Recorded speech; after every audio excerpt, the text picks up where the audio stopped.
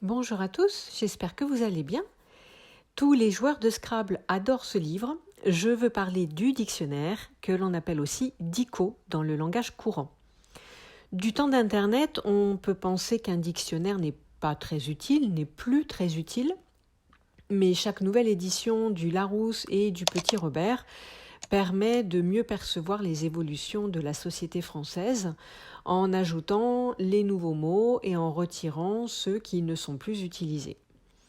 L'édition 2022 du Larousse est la plus grosse de l'histoire avec 64 000 mots. Il faut savoir que c'est un comité de 40 personnes qui décryptent les publications et les usages pour décider de ce qui doit ou non faire partie du dictionnaire. Dans cette vidéo, je vous propose de découvrir quelques-uns des mots qui intègrent les nouvelles éditions. Le Larousse et le Petit Robert ne font pas forcément les mêmes choix.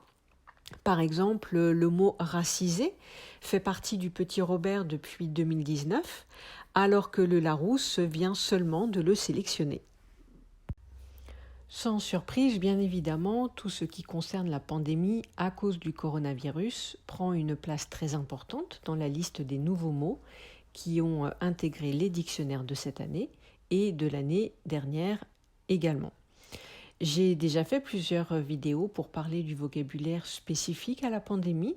Je vous mets les liens dans la description si vous ne les avez pas vus. Mais depuis, déjà d'autres mots sont apparus et je vous propose de les voir dans cette vidéo. Si vous cherchez du contenu authentique pour pratiquer régulièrement le français, je vous invite à me rejoindre sur Patreon. Tous les 2 jours, je partage des activités ludiques pour vous permettre de progresser en français tout en vous amusant. Vous pouvez rechercher une activité par thème, par niveau, par type de support, comme vous le souhaitez.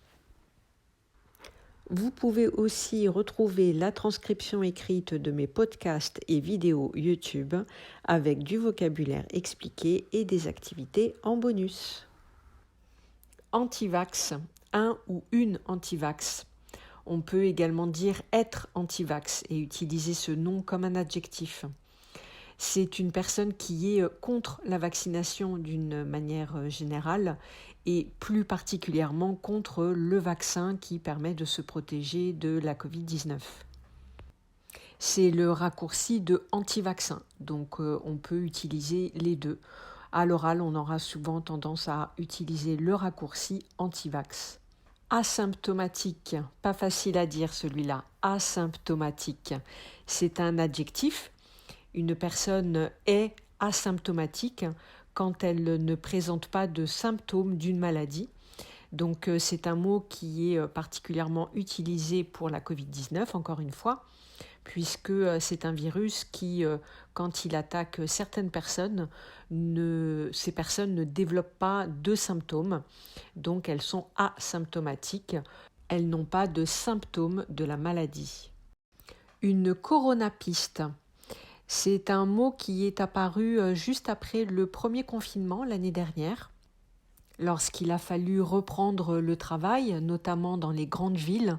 Les gens étaient méfiants à prendre les transports en commun, qui étaient souvent bondés, c'est-à-dire qu'il y a beaucoup de monde dans les transports en commun, surtout aux heures de pointe. Et donc, dans les transports en commun, on ne peut pas respecter les distances de sécurité de 1 mètre minimum.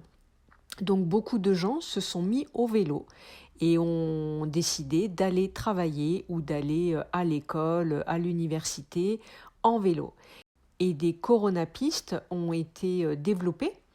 Ce sont des pistes cyclables provisoires qui ont été aménagées pour permettre aux personnes se déplaçant en vélo de se déplacer de manière plus sécurisée. Beaucoup de ces pistes qui étaient normalement provisoires continuent d'exister et continueront probablement d'exister parce que l'utilisation du vélo a vraiment explosé depuis le déconfinement de l'année dernière. Les ventes de vélos ont explosé et c'est vraiment une conséquence de la pandémie, le développement de l'utilisation du vélo. Donc il y a de fortes chances pour que beaucoup de ces pistes cyclables qui étaient à l'origine provisoires continuent d'exister pendant longtemps. La distanciation physique, c'est une des actions gestes barrières qui permettent d'éviter la contamination et c'est le fait de rester à distance d'une personne, une distance de sécurité d'au moins 1 mètre. Maintenant, on parle même de 2 mètres. Donc cette distance entre 2 personnes permet de limiter les risques de contagion de la Covid-19. Une jauge, c'est un mot qui existait bien évidemment avant la pandémie, mais qui a été beaucoup plus utilisé depuis notamment le 2e confinement, puisque après le 2e confinement, l'ouverture des magasins ou des lieux publics s'est faite de manière provisoire et notamment en respectant des jauges de capacité d'accueil pour que les gens ne soient pas trop les uns sur les autres, trop les uns proches des autres. Et on parle donc de jauge ou de demi-jauge par exemple, quand la capacité normale d'accueil d'un magasin par exemple n'est faite qu'à moitié, c'est-à-dire qu'un magasin ne peut pas accueillir le nombre de personnes habituelles et il ne peut accueillir par exemple que la moitié de ce qu'il peut accueillir en temps normal. On parle alors de demi-jauge. Et donc là, depuis le mois de mai, et donc après le 3e confinement, on parle beaucoup de ces jauges puisque le déconfinement se fait de manière progressive pour éviter au maximum d'avoir une nouvelle vague. Donc tous les lieux publics qui ont rouvert au mois de mai ont rouvert mais partiellement et ne peuvent accueillir que pour l'instant en général 35% de leur capacité habituelle. Au début de la pandémie, on parlait de quarantaine. Maintenant, on parle de quatorzaine. C'est le temps d'isolement qu'une personne doit respecter quand elle est atteinte de la Covid-19 ou alors qu'elle est cas contact, c'est-à-dire qu'elle a été en contact avec une personne qui était malade et elle doit s'isoler pendant 14 jours pour éviter de contaminer d'autres personnes. Le vaccinodrome, ça c'est vraiment un terme très récent, depuis le 3e confinement et depuis l'arrivée des vaccins en France en début d'année 2021, des vaccinodromes ont été créés. Ce sont des grands centres de vaccination qui permettent de vacciner un grand nombre de personnes en même temps. C'est un nouveau mot qui a été créé à partir du mot vaccin et du mot drome qui va qualifier un lieu de grande taille. Dans le même genre de mots, on a vélodrome, aérodrome, hippodrome. Tout ça, ce sont des lieux de grande taille qui accueillent un public important. Le click and collect est un mot anglais. Comme la plupart des mots anglais qui sont utilisés en français, ils sont du genre masculin. Donc on parle du click and collect, le click and collect. C'est le fait de commander sur Internet, par téléphone ou par email par exemple, et d'aller chercher sa commande dans le magasin, mais sans rentrer dans le magasin. C'est ce qui a été mis en place pendant les confinements, quand les magasins étaient fermés, mais ça permettait aux magasins de pouvoir avoir un minimum d'activité, de rester en contact avec leur clientèle et de permettre quand même de vendre quelques objets de leur stock. Et donc c'est quelque chose qui s'est beaucoup développé depuis l'année dernière. Il y a un mot français qui existe qui est le cliquer-retirer, qui est la traduction littérale de click and collect, mais c'est vraiment pas utilisé. La plupart du temps, vous entendrez, vous verrez le mot en anglais. Depuis la pandémie, les modes de vie ont beaucoup changé et on a par exemple la généralisation du télétravail qui a pris une ampleur vraiment très importante puisque ça permettait de continuer son activité mais à distance. Et donc on a plusieurs dérivés possibles. Le télétravail qui est l'accent de travailler à distance, le verbe télétravailler, et puis on a aussi le nom un télétravailleur, une télétravailleuse. Lié à ça, on a également les mots présentiel et distanciel. Donc présentiel qualifie une présence, le fait de travailler ou d'étudier sur place, dans son lieu de travail ou à l'université, à l'école. Et on a le distanciel qui est le fait d'étudier ou de travailler à distance. Pendant le confinement, pendant les confinements, beaucoup de gens se sont posés des questions sur leur mode de vie, sur leur façon de vivre.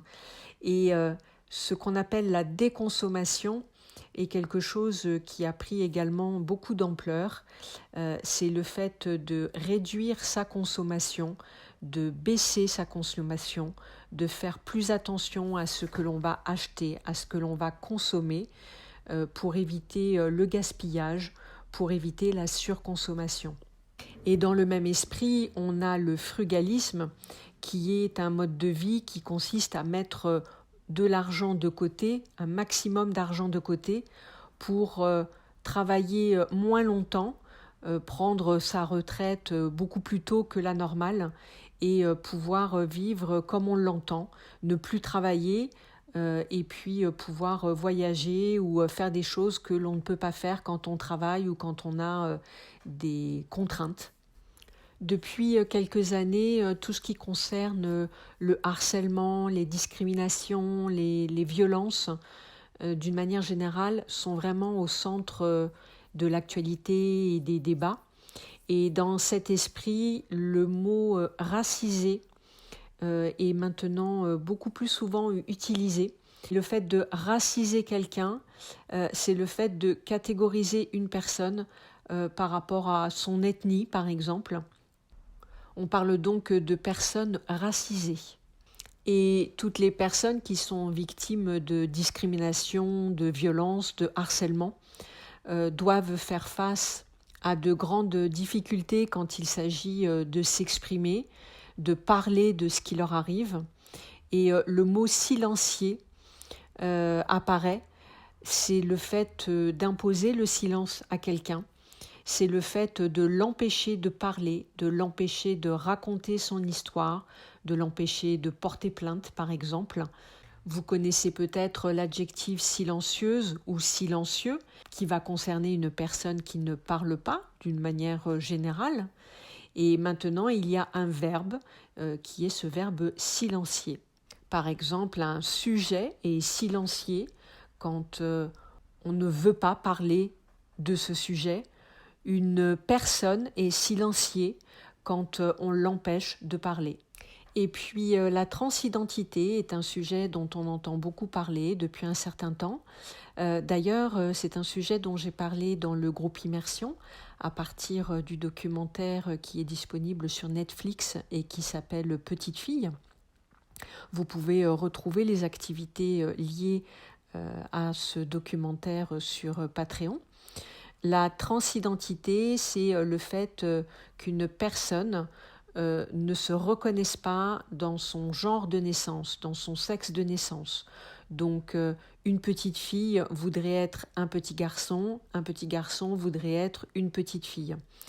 Ce genre de personne, c'est une personne transgenre. Donc, transgenre est un adjectif. Donc, on dit une personne transgenre et non pas un ou une transgenre, comme on peut souvent entendre dans le langage courant. Mais techniquement, transgenre est un adjectif. Mais peut-être que l'année prochaine, finalement, il apparaîtra en tant que nom parce que l'usage aura fait qu'on entendra très souvent ce mot utilisé comme un nom et non pas comme un adjectif. Et pour finir sur quelque chose d'un petit peu plus léger, il y a un mot familier qui est apparu depuis quelque temps, qui est le verbe mitonner ou alors raconter des mythos. C'est le fait de raconter des mensonges. Avant, le mot mytho, mythomane en entier, est un mot qui était utilisé pour qualifier une personne qui racontait des mensonges. Donc on disait celui-là ou celle-là, c'est un mytho ou une mytho.